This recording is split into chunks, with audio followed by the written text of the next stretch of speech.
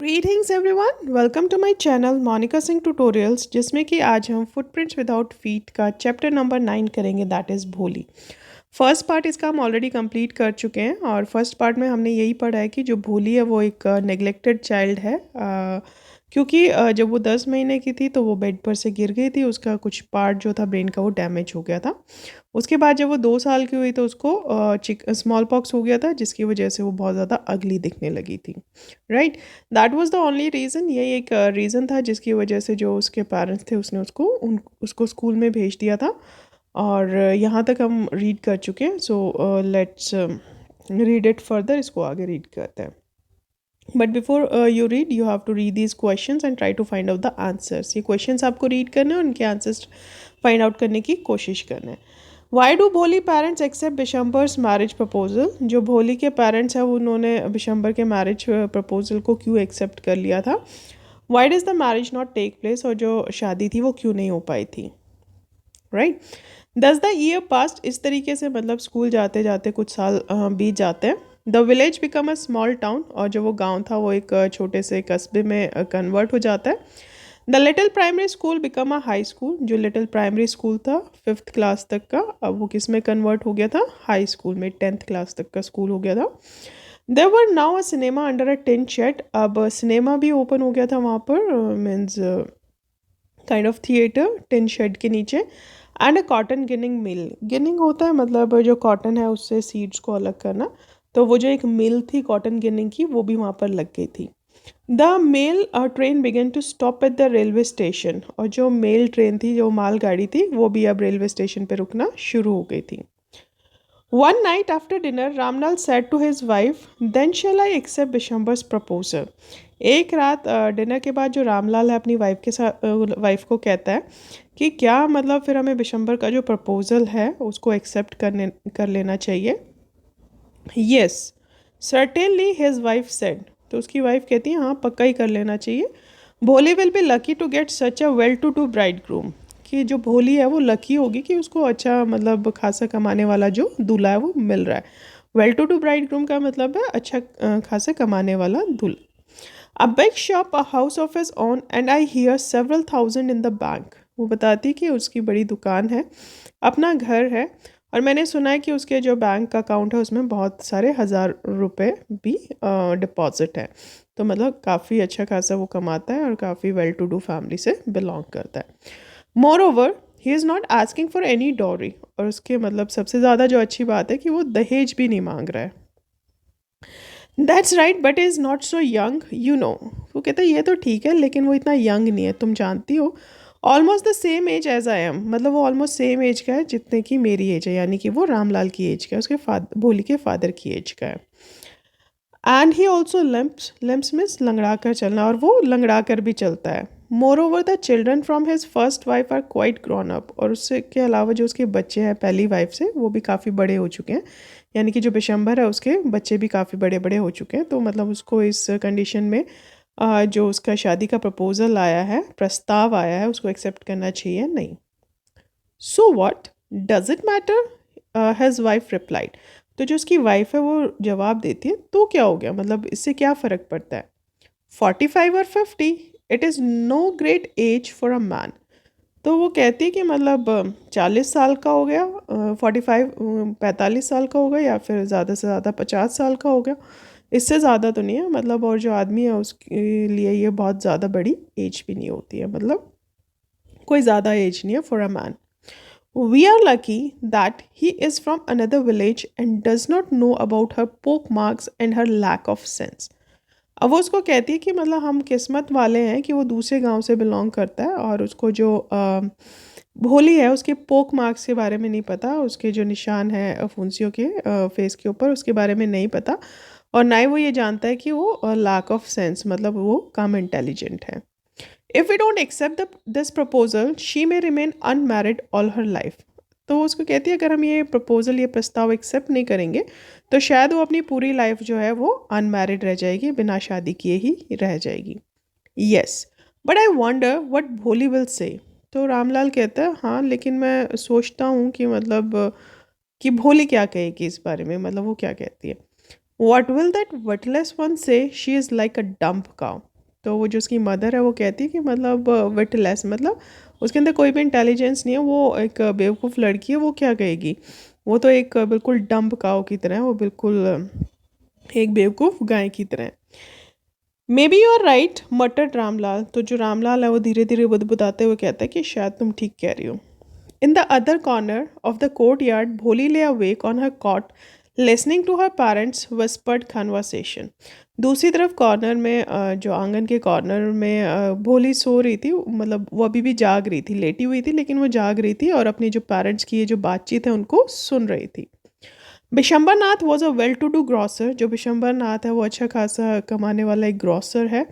Grocer everybody knows, जहाँ पर मतलब परचून की जो दुकान होती है जहाँ पर सारी चीज़ें मिलती हैं, आटा दाल चावल। तो जो बिशंबर नाथ है उसकी अच्छी खासी ग्रॉसर है, मतलब अच्छी खासी दुकान है उसकी। He came with a big party of friends and relations with him for the wedding. इसीलिए वो मतलब बहुत लंबी चौड़ी जो बारात थी उसके साथ वो आता है शादी के लिए अपने दोस्तों और रिश्तेदारों के साथ। A brass band playing a popular tune from an Indian film headed the procession. Procession means जलसा। और एक जो ब्रास का बैंड था, उस जैसे बैंड बजाते ही हैं शादियों में, आपने देखा ही होगा, तो वो बहुत अच्छी पॉपुलर सी ट्यून बजा रहा था, जैसे कि किसी इंडियन फिल्म मूवी का एक अच्छा सा गाना वो बजा रहा था और उसको वो लीड कर रहा था। वो पूरी जो बारात थी, प्रोसेशन जो था उसको आगे आगे चल रहा था। With the bride groom with the bride groom riding A decorated horse. और जो ब्राइड ग्रूम था, with the bride groom riding A decorated horse, मतलब वो उसके आगे आगे चल रहा था उस दूल्हे के, जो कि एक बहुत ही मतलब सजावट किए हुए घोड़े के ऊपर बैठा हुआ था।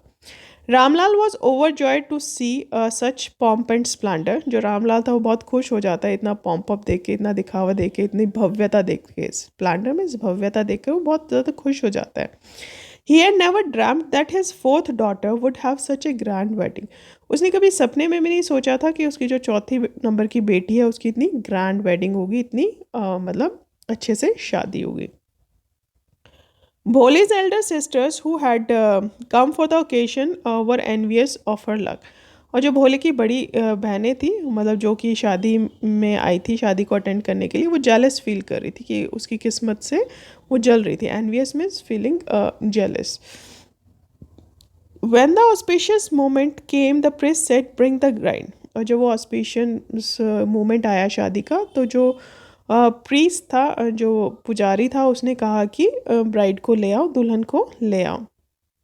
भोली, clad in a red silken bridal dress, was led to the bride place near the sacred fire. जो भोली थी और जिसने लाल रंग के कपड़े पहने हुए थे, सिल्कन ब्राइडल, क्लाड मीन्स कपड़े, सिल्क की साड़ी पहनी हुई थी रेड कलर की, और उसको दूल्हे के पास लाकर बैठा दिया जाता है, वो जो सेक्रेड पवित्र फायर आग जलती है उसके पास।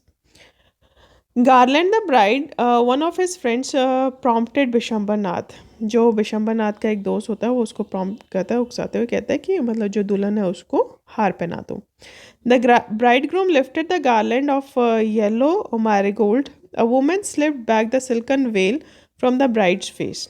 तो जो दूल्हा होता है, जैसे ही वो मतलब माला पहनाने के लिए, जो कि येलो मैरीगोल्ड, मैरीगोल्ड होता है वो गेंदे के फूल, तो उससे बनी हुई जो माला थी, जैसे ही वो उसको पहनाने के लिए ऊपर लिफ्ट करता है, ऊपर उठाता है, तो एक जो औरत होती है वो ब्राइड मतलब जो दुल्हन होती है, उसका जो सिल्क की साड़ी का जो घूंघट था उसको पीछे कर देती है, मतलब जो घूंघट होता है वो उतर जाता है। वेल मतलब घूंघट। बिशंबर टुक अ क्विक ग्लांस। और जो बिशंबर नाथ है वो एकदम से मतलब जो दुल्हन है उसको देख लेता है। The garland remain poised in his hand. और जो हार होता है वो उसके हाथों में ही वहीं पर पॉज हो जाता है, वहीं पर रुक जाता है, मतलब उसको हार नहीं पहनाता फिर। The bride slowly pull down the veil over her face. जो दुल्हन होती है वो धीरे से फिर से अपना जो घूंघट है उसको अपने फेस पर कर लेती है। Have you seen her said Bishambar to the friend next to him, she has pock marks on her face. तो वो जो बिशंबर नाथ है वो अपने दोस्त से कहता है, क्या तुमने इसको देखा, इसके जो फेस है उसके ऊपर पोक मार्क्स हैं, मतलब फुंसियों के निशान है। So what, you are not young either. तो जो उसका दोस्त है तो उसको कहता है कि तो क्या हो गया, तुम भी तो मतलब यंग नहीं हो, तुम भी तो बूढ़े ही हो।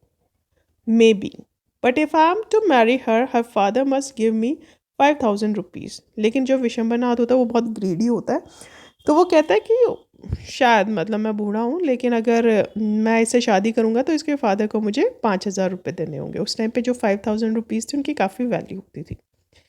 Ramlal went and placed his turban his honour at Vishambar feet. Do not humiliate me, so take 2,000 rupees. जो रामलाल है अपना जो पगड़ी है, टर्बन मीन्स पगड़ी, अपनी जो इज्जत है वो विशंबर नाथ के पैरों में रख देता है। तो वो कहता है डोंट ह्यूमिलेट, मतलब इतना हमारे बेइज्जती मत करो, तुम 2,000 रुपये ले लो, मैं 2,000 रुपये दे दूंगा। नो, 5,000 और we go back, keep your daughter. लेकिन जो विशंबर नाथ है वो कहता है कि नहीं, 5,000 दो, नहीं तो अपनी बेटी को अपने घर रखो, हम लोग वापस जाते हैं। Be a little considerate please, if you go back I can never show my face in the village. तो वो उसको मतलब रिक्वेस्ट करता है, थोड़ा सा मतलब कंसिडरेट करो, चीज़ों को मतलब देखो, अगर तुम वापस चले जाओगे तो मैं अपना जो फेस है वो कभी भी गांव में नहीं दिखा पाऊँगा, अपना मुंह किसी को भी नहीं दिखा पाऊँगा। Then out with 5,000। तो विशंबर कहता है ठीक है, अगर ऐसी बात है तो तुम 5,000 रुपये ले आओ। Tear streaming down his face, जो रामलाल है उसकी आंखों में से आंसू बहने लगते हैं। Ramlal went and open the safe and counted out the notes, he place the bundle at the bride grooms feet. जो रामलाल है वो अंदर जाता है और सेफ खोलता है, तिजोरी खोलता है, उसमें से 5,000 रुपये निकालता है, गिनता है उनको, और वो जो बंडल है नोटों को हिला के वो कहाँ पर रख देता है, जो दूल्हा है उसके चरणों में, मतलब पैरों में उसको रख देता है। On Bishambar's greedy face appeared at triumphant smile, और जो बिशंबर का जो लालची फेस था उसके ऊपर एक जीत की जो स्माइल है वो दौड़ जाती है। He had gambled and won, मतलब उसने जो गैम्बल किया, मतलब जुआ खेला और वो जीत गया। Give me the garland, he announce, उसने कहा कि ठीक है मुझे माला दो। Once again the veil was slipped back from the bride's face, एक बार फिर से जो घूंघट था वो जो दुल्हन थी उसके फेस पर से स्लिप हो जाता है, उतर जाता है। बस but this time her eyes were not downcast, downcast होता है झुकी हुई, लेकिन इस टाइम जो उसकी आंखें थी वो झुकी हुई नहीं थी बिल्कुल भी।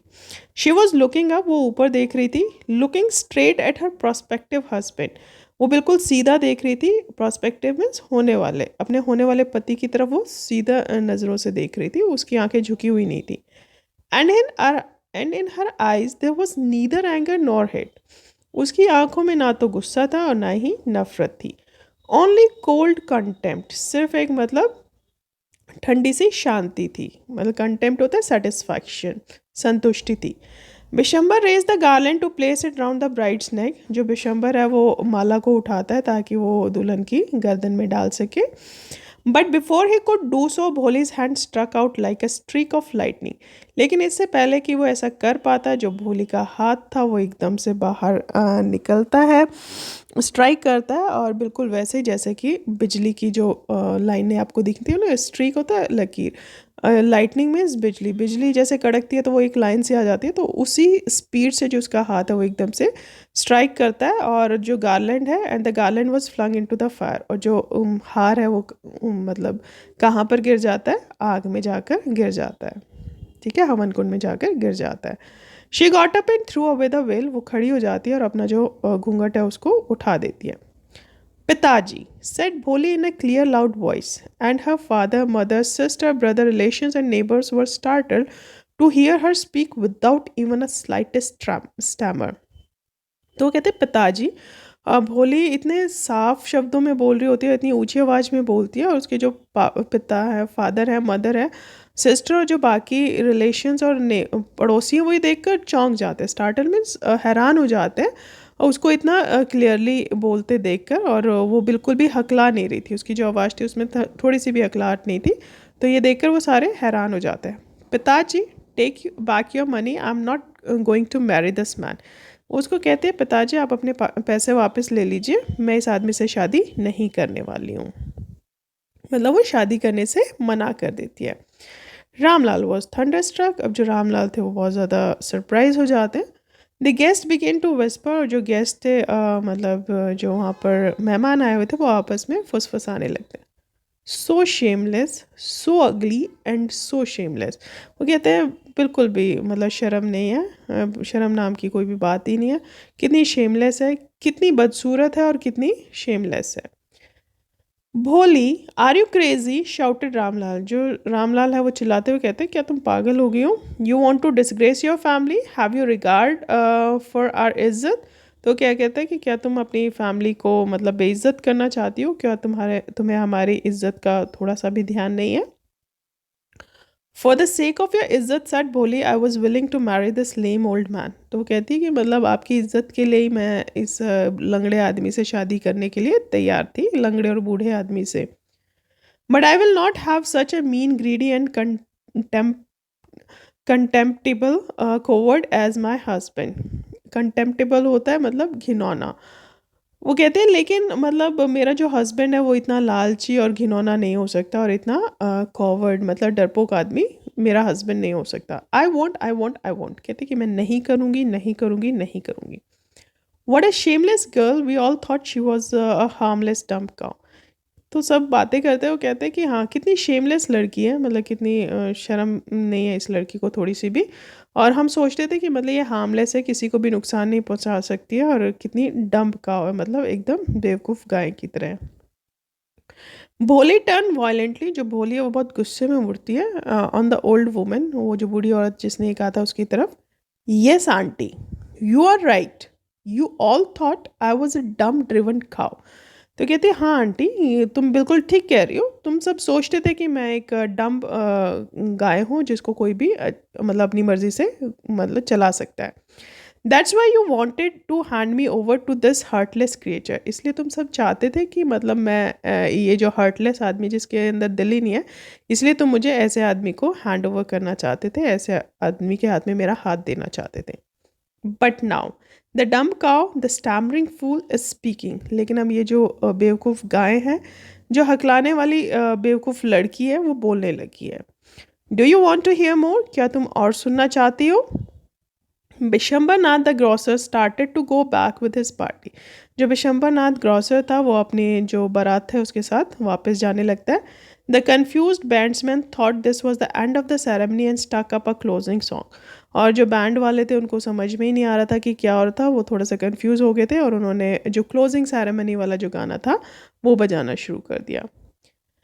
Ramlal stood rooted on the ground. जो रामलाल था वो मतलब ग्राउंड पे बैठ जाता है। His head board low with the weight of grief and Shem, और उसका जो सिर है वो झुक जाता है, मतलब ग्रीफ सैडनेस से और शर्म से जो उसका सिर है वो झुक जाता है। The flames of the sacred fire slowly died down, और जो धीरे धीरे वो जो मतलब हवन कुंड की जो अग्नि थी वो भी बुझ जाती है। Everyone was gone, Ramlal turn to Bholi and said. सारे लोग चले जाते हैं और जो रामलाल है वो भोली की तरफ मुड़ता है और कहता है, but what about you, no one will ever marry you now. तो वो कहता है कि अब तुम्हारा क्या, तुमसे तो अब कोई भी शादी नहीं करेगा। What shall we do with you, हम तुम्हारा क्या करेंगे?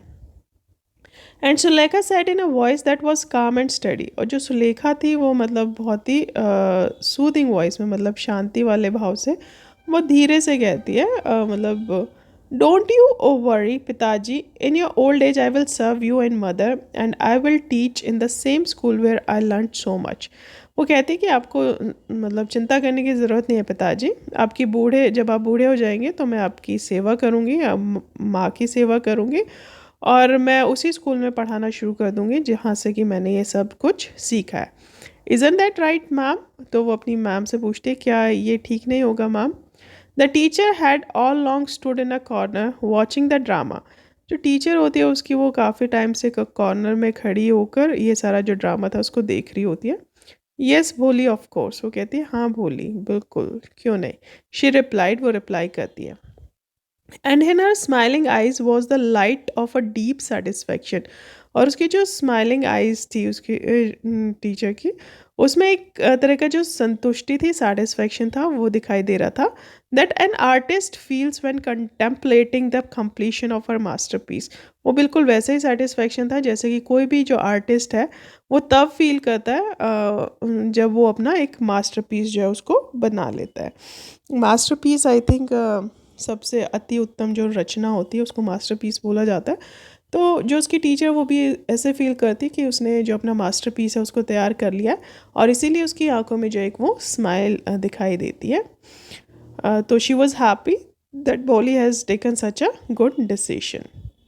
This story has been written by K.A. Abbas. तो आई होप आपको ये समझ में आई होगी.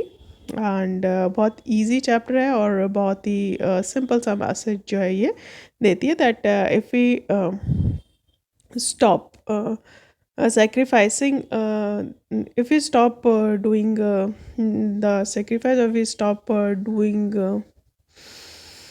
अगर हम नहीं मानते हैं सिचुएशंस के अंडर, हम अपने आप को सरेंडर नहीं करते हैं, तो definitely we can do something good in our life. तो हम अपनी लाइफ में बहुत अच्छा कर सकते हैं.